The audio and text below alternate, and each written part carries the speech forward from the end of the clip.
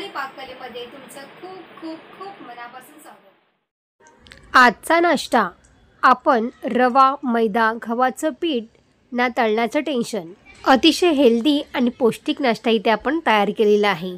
चला मग जास्तीचा वेळ न दवडता आपण आजच्या रेसिपीला सुरुवात करूया। गॅसवरती इथे मी पॅन ठेवलेला आहे। पॅनमध्ये आपल्याला 1 चमचा तेल घालायचं आहे। तेल छान गरम झाल्यावरती आपल्याला याच्यामध्ये 1 चमचा जिरं घालायचं आहे, 1 चमचा याच्यामध्ये कलोंजी घालायची आहे, किसलेलं आलं घातलेलं मी 1 इंच आणि त्यानंतर इथे बारीक केलेली मिरची घातलेली आहे 2 मी आणि त्याचबरोबर आपल्याला 1 मीडियम आकाराचा कांदा मी ते बारीक कापून घेतलेला आहे तो सुद्धा घालायचा आहे। आपल्याला 2 मिनिटं याला हलका परतून घ्यायचा आहे आणि त्यानंतर काही मसाले घालायचे आहेत। तिथे मी लाल तिखट मसाला घातलेला 1 चमचा आणि त्यानंतर धना पावडर घातलेली आहे, गरम मसाला घालायचा आपल्याला 1 चमचा, चाट मसाला घातलेला आहे, चवीनुसार यामध्ये मीठ घालायचं आहे आणि त्याचबरोबर आपल्याला काळं मीठसुद्धा वापरायचं आहे। त्यामुळे मस्तपैकी आपली ही फिलिंग जी आहे ती तयार होते आणि त्यानंतर सगळं मिक्स करून घ्यायचं आहे। उकडलेले बटाटे इथे मी 2 घेतलेले आहेत, अगदी बारीक कुस्करून घ्यायचे आहेत आपल्याला आणि ते सुद्धा याच्यामध्ये घालायचे आहेत। सगळं हे साहित्य आपल्याला मिक्स करून घ्यायचं आहे। खूप साध्या पद्धतीने आपण ही स्टफिंग तयार केलेली आहे। आता अशाच पद्धतीने तुम्ही याचे कटलेटसुद्धा करू शकता। तरी ती बटाट्याची भाजी आपली इथे तयार झालेली आहे आणि आता आपल्याला ही भाजी थंड करून घ्यायची आहे। गॅस बंद करून घ्यायचा आहे। इथे मी 2 वाटी पोहे घेतलेले आहेत। हे कांदा पोहेचेच पोहे आहेत, जे जाडसर असतात ना, ज्याने आपण कांदा पोहे बनवतो तेच पोहे मी ते वापरलेले आहेत। इथे पोहे तुम्ही कोणतेही वापरले तरी चालतील, जाड पातळ कोणतेही घेतले तरी चालतील। स्वच्छ पाण्याने आपल्याला 1 ते 2 वेळा हे धुवून घ्यायचं आहे। तर इथे मी धुवून घेतलेलं आहे, पाणी पूर्णपणे काढायचं आहे आणि याला 5 मिनटं झाकून ठेवून द्यायचं आहे। तर इथे आपलं आता स्टफिंग जे आपण तयार केलं होतं ते सुद्धा थंड झालेलं आहे आणि याचे असे बारीक बारीक असे छोटे छोटे गोळे तयार करून घ्यायचे आहेत।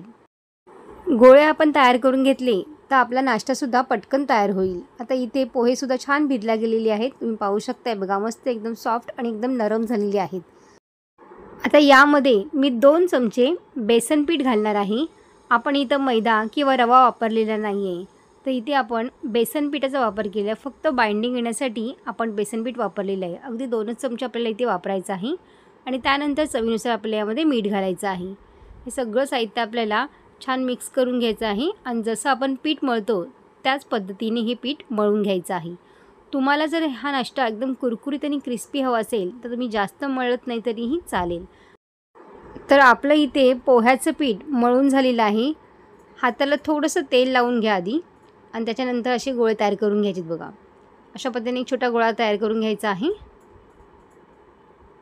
आणि तो चपटा करायचा बघा। अशा पद्धतीने ही चपटा करून घ्यायचा आहे। जशी आपण वाटी तयार करतो, मोदक जसा करतो ना आपण, त्याच पद्धतीने ही वाटी तयार करून घ्यायची आहे। वाटी जर तयार होत नसेल तर थोडंसं मळून तुम्ही आणखीन घ्यायला, म्हणजे ते सहज अशी वाटी तयार होते। यामध्ये आपण बटाट्याचे जी बॉल्स तयार केले होते त्याच्यामध्ये घालायचे आहेत आणि असे दाबून घ्यायचे बघा। सगळ्या बाजूने असे दाबून घ्यायचे आहेत बघा। अशा पद्धतीने हे बॉल्स आपण तयार करून घेतलेले आहेत। तर असे सगळे बॉल्स आपण इथे तयार करून घेणार आहोत। तर तुम्ही इथे बघू शकताय बघा, सगळे बॉल्स आपले तयार करून झालेले आहेत। आता आपण याला फ्राय न करता अप्पे पॅनमध्ये हा नाश्ता आपण तयार करून घेणार आहोत। तर अप्पे पॅन इथे मी गरम करायला ठेवलेलं आहे, थोडंसं तेलसुद्धा घातलेलं आहे याच्यामध्ये।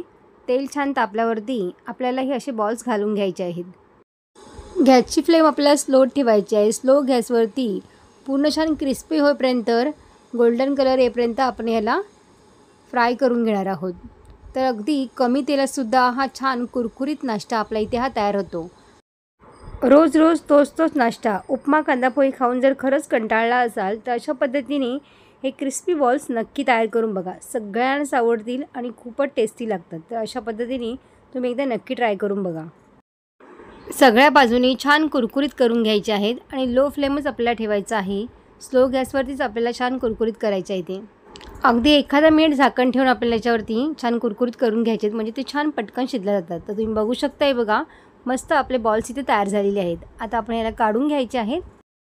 आपला इथे कुरकुरीत नाश्ता खाण्यासाठी तयार झालेला आहे। तर तुम्हाला आजची रेसिपी कशी वाटली मला कमेंट्स करून सांगायला विसरू नका।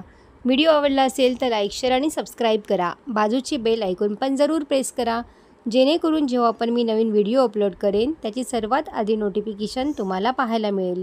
पुन्हा भेटू असेच एका नवीन रेसिपीमध्ये. तोपर्यंत मस्त खा आणि स्वस्त राहा.